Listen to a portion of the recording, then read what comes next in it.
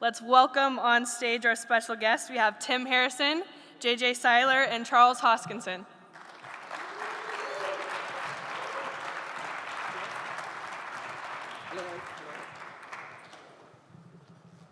Hello. Hello, everyone. We're back. Hey. Here to close it out, we've got Mr. Charles Hoskinson, Mr. Tim Harrison.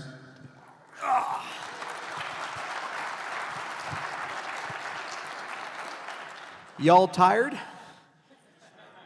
Been a little while, a lot of talking, voice sore.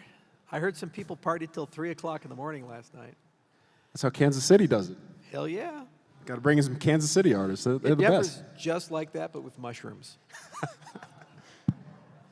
So we have a couple thoughts just to open this here.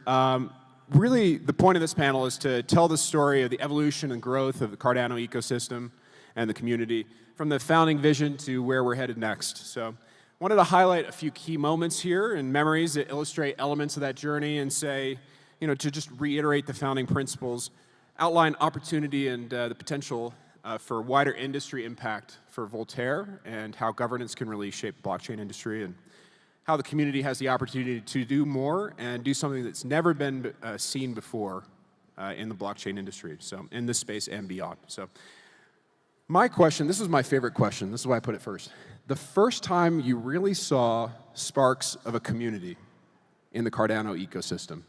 Now this is, I've got an answer for Tim already, so if nothing's coming to mind immediately, we can go to Tim, but the first time you really saw community for the first time. I'll never forget it. I was in New York City for Consensus. It's a community organic, because there's also the community we sought to build and these things. Like there's a Japanese community, these things. But this was actually before Cardano had even launched. I was at Consensus in 2017. And this was when EOS took over all of Consensus. And they had this giant party. And they were on New York, Times Square, where they're up on the screen and all that stuff.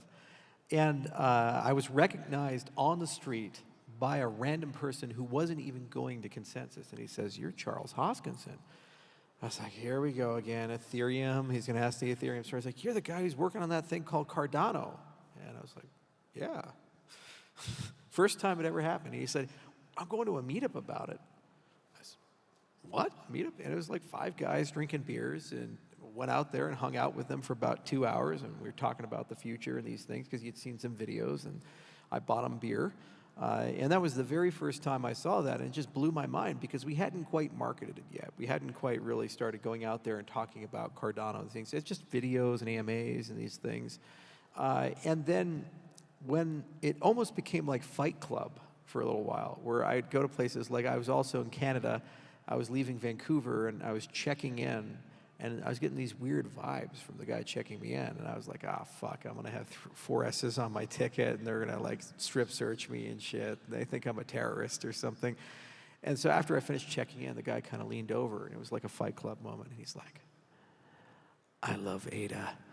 And I was like, "Oh, I'm Tyler Durden, all right, ooh, this is exciting." So those were the first moments that I saw like real hint of community, and they were pretty magical. Tim, anything on your side? Yeah, it's interesting. My very first day at IOG, just to give you a little bit of a flavor, I think I saw the spark on the very first day I joined the company, because my very first day at IOG, well, let's say I signed my contract on Miami Beach, and 3 hours later I was at the convention center at the 2019 Miami Summit. And it was particularly fascinating for me. I'd kind of been vaguely within the environments of the crypto and blockchain space for a few years. I was working at Visa in their innovation unit in London when I had my first kind of professional experience in the Bitcoin area. And of course, at that sort of time, the market was kind of going that way. By the time I joined IOG, the market had long gone that way. So it was at a kind of a fairly bleak time, I think, in the industry. But what was so fascinating to me about that event was I'd arrived at this place, and here was a real community of people who'd kind of got behind this vision.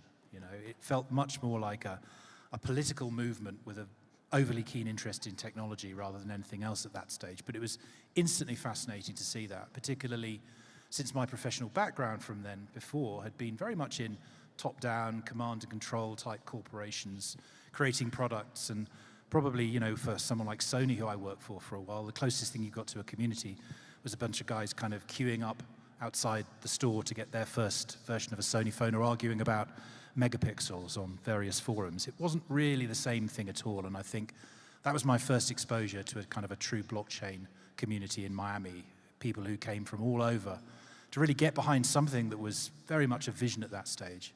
And I think, you know, we can talk more about it, but I think what's been so fascinating for me about this journey, working at IOG within the Cardano community, is to see how the community has gone through those various phases. I wasn't there at the very beginning of Cardano, but I guess I was there at the end of the beginning and the beginning of where we're heading now. So, yeah. It was really hard in the very beginning. The first time, I mentioned this earlier today, but the first time I noticed real community was when somebody invited me to a meetup, and we were talking about this thing called the ITN, the Incentivized Testnet for Shelley. And to that point, my next question I wanted to ask you both, what lessons, especially on the social side and how we're talking with people, how we're presenting the opportunity, what lessons did we take away from the ITN that you'd like to see implemented with sanchonet and getting people involved with the minimum viable government? Okay, so first off, I got to tell this story, Tim. So, you know, there needed to be training wheels to train people how to learn how to be stake pool operators. And so the problem was there was a gargantuan knowledge gap, not just amongst the community and the engineers at IO, but within the engineers of IO themselves. There was a group of people who deeply understood this stuff, and the vast majority of people did not. And that was usually the people who wrote the formal specifications, like Duncan and others, and the regular engineers. So we said we need training wheels to kind of show people how to do all this stuff, and they're going to take a little bit of time. So I thought, boy, it would be so amazing and cool to call this Replicant, because it would be named like it's almost Cardano, it's a replica of it. And then the incentivized testnet is not going to run for more than maybe 4 months, 6 months, and then we'll have to kill it. So then I'd have a Blade Runner protocol that we can go, and that would go and destroy the incentivized testnet. I thought that was the coolest thing in the whole world, and Tim overruled me. And the marriage has never been the same since. But anyway, and I even bought the trench coat that Decker wore during Blade Runner, and I was going to have Harrison Ford come and steal it from me on stage, and I never got to do it, you know, because we didn't call it Replicant. God damn it. All right, but anyway, the key of that was that we expected maybe 50 people, 100 people to really take it seriously. And we got over 1,000 stake pool operators on the incentivized testnet. In fact, there's probably people in this room who use the incentivized testnet. Can I see a show of hands? Look at that. Random conference, and you have people who weren't just stake pool operators on Cardano, but they were actually there during the early days, and they stuck with it. And the feedback we got from them, we thought it was going to be a one-way direction, where they would say, we need better educational materials, we need better guides. No, they'd actually come and say, you idiots, you've done this wrong, this is the way you need to do it. And we're like, yeah, that's a good point. So it was a remarkable relationship where there was this beautiful circle of knowledge transfer where they would teach us things, we would teach them things, and it made Cardano staking among the strongest in the history of the cryptocurrency space. Usually over 70% of the stake is delegated. Sometimes it fluctuates due to TVL and other things, but by and large, super majority of the ADA is delegated. There's thousands of operators, they're dynamic. If some decide to go to Paris and find true inspiration and become artists and never stake again, it doesn't kill us. If others decide to come in, it doesn't kill us. So that's an elastic system where control changes very rapidly, yet the system is sustainable and stable and it runs. Now you said, what lessons could we apply towards sanchonet? Really, I think it breaks down to a few things. One is this idea of once you get to a certain point, stop, show and tell, and listen. You can't just assume you know everything, you're going to build everything, and everybody else just has to wake up to your brilliance. So what we did is we did through the workshops a deliberative process where we have exhausted the deliberation of 1694. There's no longer any more discussion of it.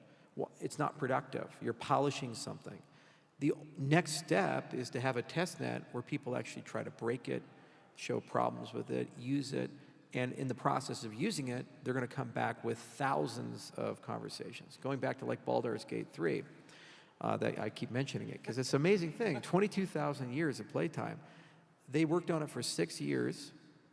They release it. 1 month later, they have a patch coming out with already 1,000 fixes. Now, they've been working on it for 6 years. You'd think there would not be that many bugs. But no, 1,000 fixes. And they say we probably have 3 months of backlog beyond this just to fix what we know, not what we'd like to add or change or we didn't have time for. So with 1694, the exact same thing should happen. It's a basic principle. Shut up and listen, because those people have something very important to say. The second thing was that during the ITN, because we didn't build something, the community didn't come to us and say, oh, well, I guess we have to go home. It just can't. They just built their own stuff. So there's now this ecosystem of stuff that's come as a result of the ITN, which is now used by stake pool operators, much more so with sanchonet. This is going to be a catalyst for dozens of community projects. So I'll give you one example that I saw just yesterday where I was talking to Patrick from NMaker, and he mentioned AdaMail, and he said, I'm really excited about this idea of mapping email addresses to stake keys. And I said, Patrick, you've just solved this amazing problem. We need to get you a dev grant. He said, what do you mean? And I said, well, if you're a DREP, how do you communicate with the people who have delegated to you? There's no KYC. It's a push transaction, so it just shows up those delegations. Well, if you've mapped the voting keys to email addresses, you now know there's an email address that they have access to through their private key. So all you got to do is just push out an email to all those people. You don't know who they are, but you're now actually communicating with them and only them. That's pretty cool. And we didn't conceive of that. We didn't build that. He didn't even conceive of that. We were just talking, and then it emergently came out of that conversation. So the second lesson is that when you build these types of things, what that does for you is it creates a reality where you're now building together. And they're solving problems with you, and they're adding dimensions, and they can do it much faster, better, and cheaper than a formal engineering team can do. And I'd say the final lesson is that what it really does is it creates shared ownership of the idea. 1694 stops being this SIP that these IO guys wrote with some help. It becomes a SIP that belongs to every single DREP. It becomes a SIP that belongs to every single participant in that system. Just like the ITN. When somebody was an incentivized testnet participant, Cardano, that ledger, it became theirs more so than anybody else. In fact, I met some people, they actually had a hard drive and said, what's on that? I said, I have the entire ITN backed up. It's like emotional. It's like, that's my ITN. I run that. You know, it's like, I can't let that disappear. That's the thing. We just assumed it would be thrown away. So those are the three lessons I'd say is that, you know, you shut up and listen and let people tell back, build with others because they can do a lot more, and then create collective and shared ownership. And then the end product is usually significantly better. And I think we will achieve that with sanchonet. Yeah, I mean, the ITN was a truly epochal moment, I think, because it was probably the first true example of where this kind of movement of people united around a vision became a community of builders on a shared toil, on a shared endeavor. And toil was the operative word for quite a long period. I remember very, very late nights with Telegram streaming like ticker tape and certain faces becoming very, very familiar. I mean, the ITN, I think, you know, to Charles's point, it encouraged the community to pick up shovels and start testing, start building. But I think probably one of the biggest surprises was how little encouragement the community needed. There was this tidal wave of interest in the ITN, which through the initial, I think it was 10 or 20 people initially, the pioneers, and then the friends and family up to about 60. And then beyond that, we really did see this tremendous momentum where actually the promise of Shelley was becoming flesh and real. Yes, it wasn't using the same code. It was using a Rust code base. Yes, it was using a hybrid of a test network and real Ada.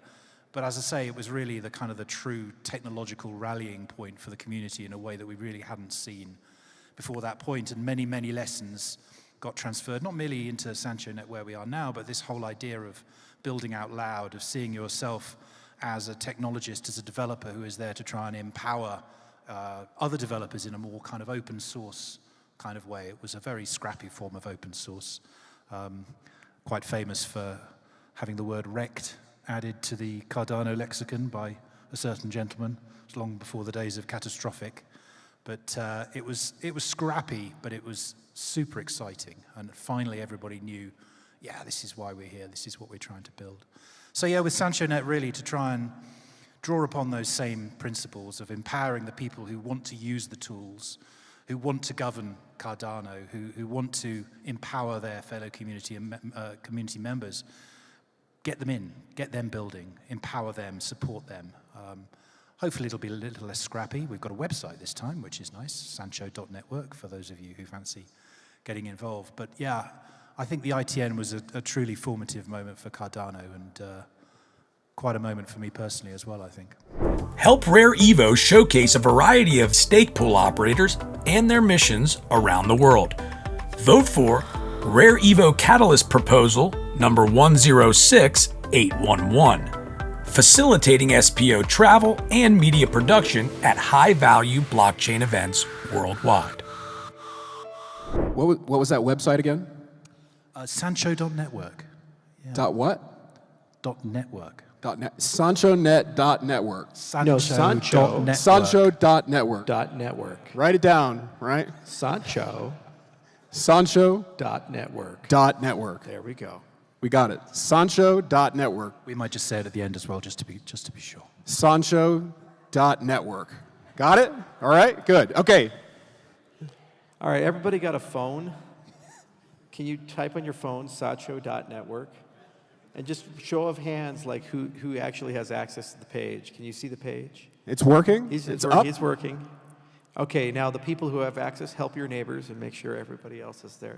Now it's in your browser history. Good. I know you may delete it on a regular basis, but if you don't, you now have it forever. Add it to the bookmarks. If you have difficulty using it, let us know. Everybody should be able to use this. We want everybody to be able to test this. This is how you go from 6 years of development time to 22,000 years of play time in 1 month, right? It takes all of us interacting with this. This is how we get to the best possible minimum viable government in the near future. We need your help. Next question, real quick. Okay, question number 3.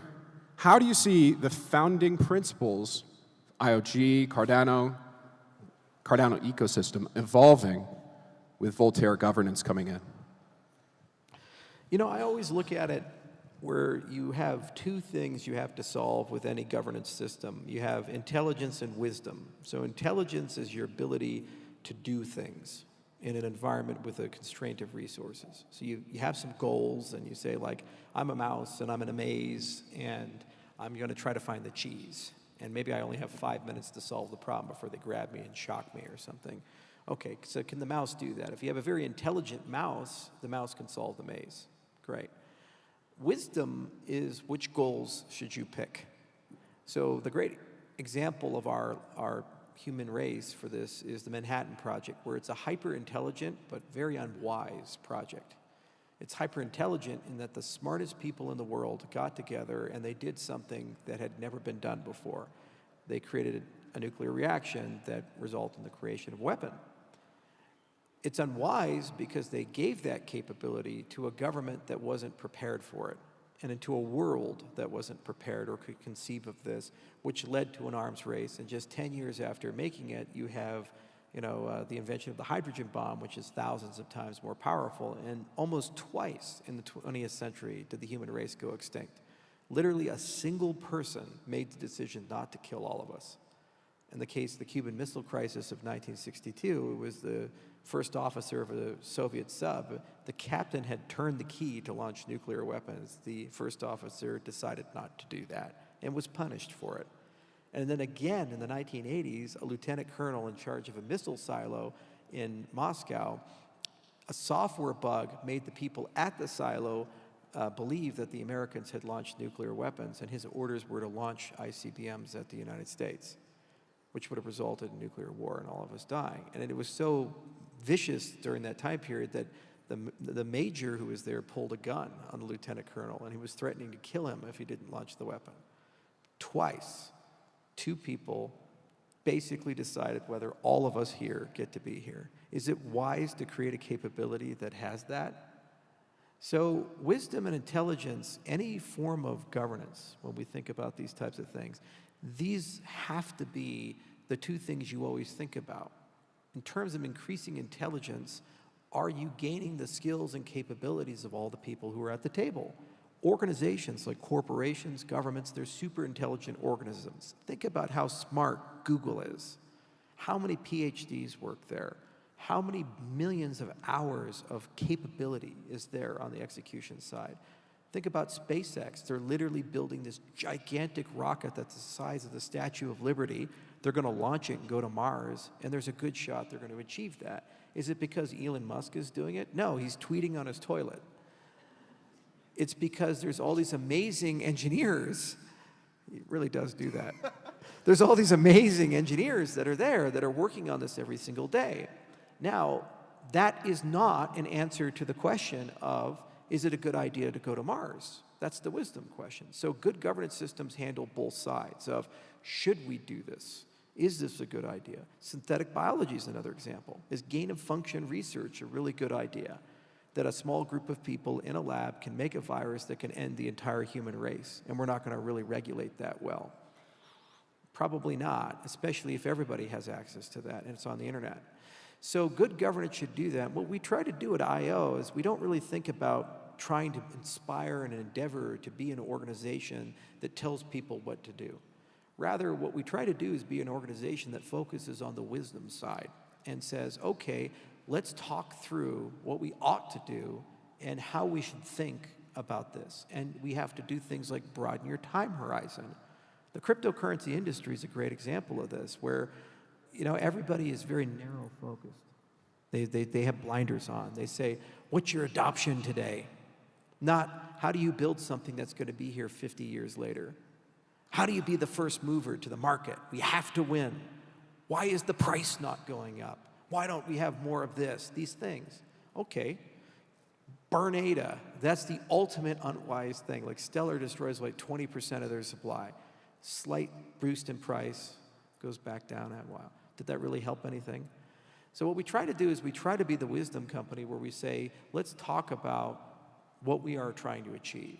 Decentralization, the Edinburgh Decentralization Index. Let's measure it so we can understand it. Let's talk about values and goals, constitutions, governance systems, these types of things.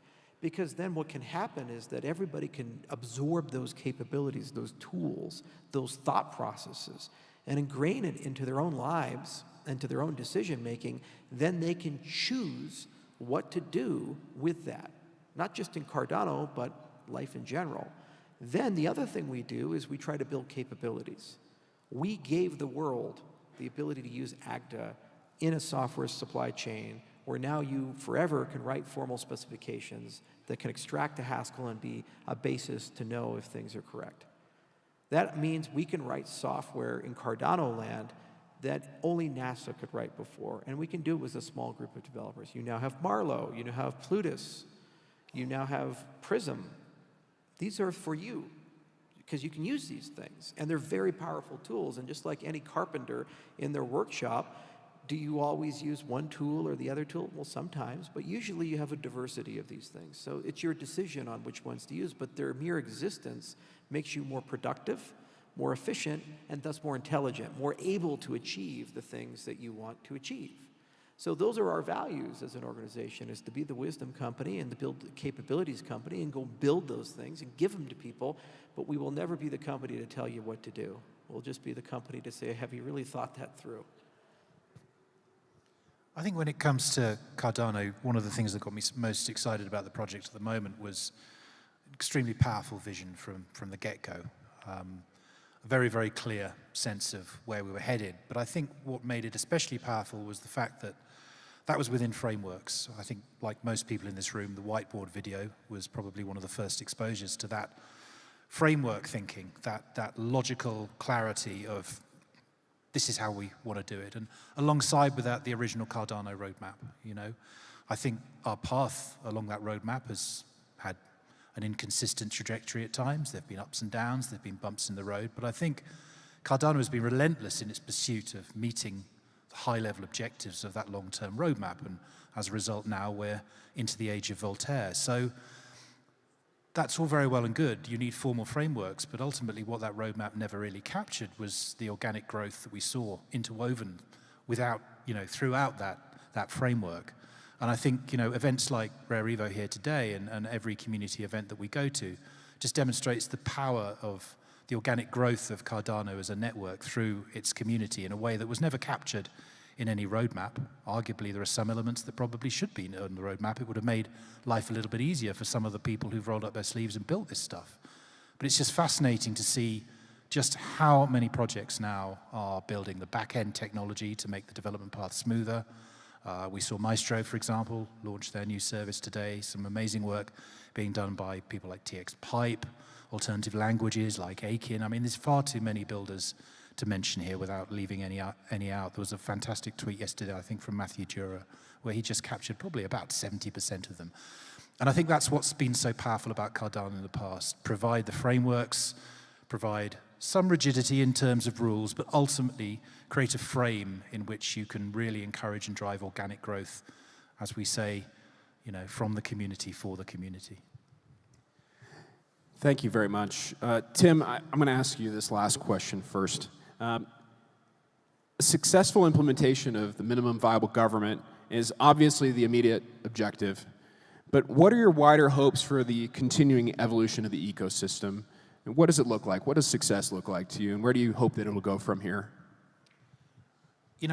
Again, the point about the organic growth of the ecosystem, it's kind of been in spite of the market conditions in many senses. The fact that we still see so much passion and vibrancy within our community when we all recognize that inevitably the wider macro environment is tough for everybody working in this industry.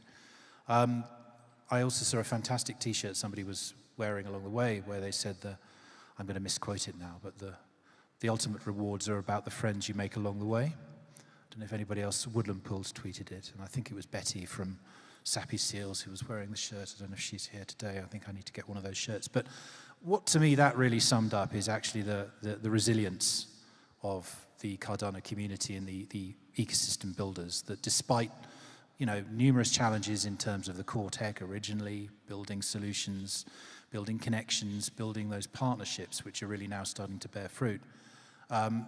The resilience of the community of builders is astonishing, and I think we all hope for a slight lift in the macro environment that will really, again, enable builders to maintain that kind of trajectory and that momentum that they've built up so much. And again, supported hopefully by a new model of governance that truly allows people to continue that work building out and contributing to the Cardano ecosystem and the Cardano platform itself as a whole. Charles, the same question for you. Obviously, we're working towards a successful minimum viable government. What are your hopes for the continuing evolution of the ecosystem now that we've got this governance layer in place? Well, first we have to get the governance layer in place. Once it's in place, of course. Don't count your chickens before they hatch. No. Once MVG is in place. Yeah. Fair enough. Okay. I really do hope that we become the project that shows everybody else how to do it. We're the world leader in this. Bitcoin and Ethereum have recused themselves, and we are the first mover in blockchain governance that really has a shot of getting it done. There's been a lot of people who have tried it, and they've done some really impressive, interesting things, but it hasn't caught wildfire yet. And we have the best shot of any large cap cryptocurrency of being able to do that. And then basically what we can become is the guide for the entire cryptocurrency industry on not only the importance of this, but the need of it. Just like Ethereum was with smart contracts, where it said that's not optional, you kind of have to have an opinion on these things. It's hard because beauty is in the eye of the beholder. What makes a great smart contract system? There's already an enormous variety of opinions about that. Some people who say it should be very restrictive and be extremely reliable. And so that's Bitcoin script. It doesn't let you do very much, but of the things it lets you do, you're not really going to screw it up unless you're trying. Whereas Ethereum is very expressive and open, and you can easily shoot yourself in the foot and then let it fester and have to go chop off your feet. In fact, that's the standard experience. So, no, I'm not biased at all. So, you know, Cardano sits somewhere in between. But then we get criticized because it's more restrictive, and so it's less developer accessibility, so a lot of people building on the platform have a harder time. That's one dimension of decision making, which is how expressive should the system be. Governance is multiple dimensions of decision making. So it's not just this graph in one direction or the other, it's like a 3D thing, and there's different directions you can go. The problem is that how do you decide if it's effective or not? So look at the US versus China. You know, you could, from any viewpoint, say China has been tremendously successful at certain things. They went from one of the poorest countries in the world where millions of people would starve to death on a pretty reliable basis every year to a country that is now one of the world's Goliaths and superpowers that is actively doing amazing things. On the other hand, they're also architecting the most dystopian system that has ever been conceived in humanity when they combine social credit with a CBDC, where literally your money can be turned off if you piss off the government. And piss off the government is not even a human being, it's an AI algorithm. You don't even know why you pissed off the government, but you did. And now you are a non-person. It's a Black Mirror episode. So would you say that they're an overwhelmingly successful human rights country? No. Does that matter? Well, it depends on who you ask. Some people don't care at all. Other people care a lot. You know, and it's the same with the Ukraine invasion. It's a wonderful oracle into a person's value system of what do they believe and what do they feel. If they don't care or whatever, it tells you a lot. It's the same event, it's the same set of facts. And when you look at blockchain governance, it's the exact same way. If all you care about is the price of ADA, every single thing that has been done over the last 2 years doesn't matter because the price went from here to here. It's a failed project. And I see this every single day on Twitter. Thousands of tweets, comments on YouTube. You are a failure. You are a scam. Everything you've done does not matter. All of you in the room here who are participating and collaborating and building, you're either part of the scam or being took by the scam, but you have failed, when that's the metric that matters. Now, if we have a different metric like innovation, 168 researchers, over 180 papers, million lines of code, massive amounts of new things, new technology that will change the world not just today, but potentially 20 years from now. It could perhaps be the most successful open source project of all time. The exact same set of facts, two radically different interpretations. Good governance system, what it has to be able to do is have an emergent property of compromise, where despite the fact that we come and look at this from different perspectives with different value systems, we are able to converge to an emergent perspective where we can ubiquitously agree good has been done. We're not used to this in political systems. It's a team sport. If you're a Democrat and the Republicans win, Hitler has just been elected. And it's going to destroy America, and we're all going to die. And if you're a Republican and Obama's been elected or Biden's been elected, well, that's it. The Soviet Union's here. I guess the gulag is forming tomorrow. And anything they do is wrong. You know, PEPFAR is a great example. There was so much hate for Bush, a lot of people couldn't admit that millions of lives were saved in Africa treating AIDS. That's an objectively good thing. I know this because I talked to heads of state in Africa, and they said, you know, America can be a bad country at times, but they saved millions of our people with PEPFAR, so we still like them. But you can't even acknowledge that that exists if you're on the other side. That's the political process that we live in right now. Okay, so if we're to be successful in a governance system, not only do we have to have an emergent set of values that we eventually converge to, we have to have the ability to have some objectivity and say, did we do a good job or not? Otherwise, governance can't work, it falls apart, you can't converge to anything, and people can't agree on things. So this is the challenge of our time, and it's a lot harder than making the price of ADA go up, and it's a lot harder than making a great cryptocurrency with a lot of adoption. Because the problem is, every government institution is working against us. They've been pre-programmed to make us hate each other and pre-programmed to make us not have empathy, understanding, or compromise. They've turned us, because of social media, the modern media complex, and the way society is, to make you hate people you've never met, you know nothing about, and you have never, ever interacted with in any capacity, or even understand anything about their perspective.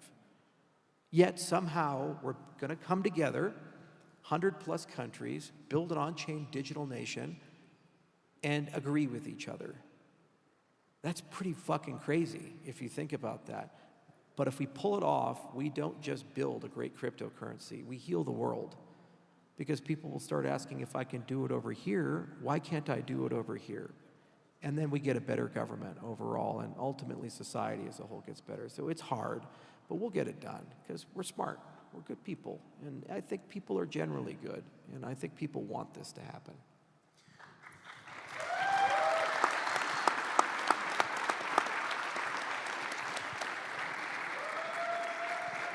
Let's give both of these guys a hand.